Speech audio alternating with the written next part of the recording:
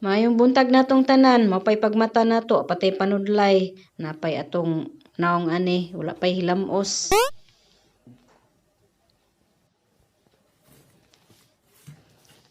So, mo na atong himuon karon, magdaob ta. Pero unang sa tanan ato ning limpyuhan. Kay para kusog ang siga sa ato ang fireplace. Puno na siya diha. So, ato na siyang iduot-duot diha para makalusot ng hangin.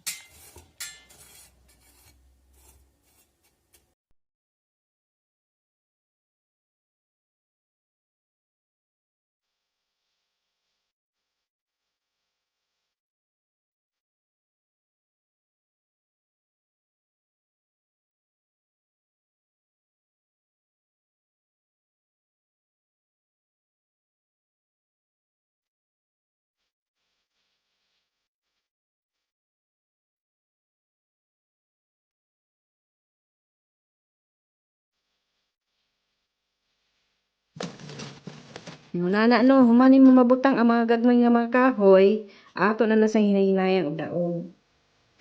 Kuha tag posporo. Duslit ni mo anak diha. Paniguro ang dili maapil og daog ang inyong bahay kay delikado ka aso.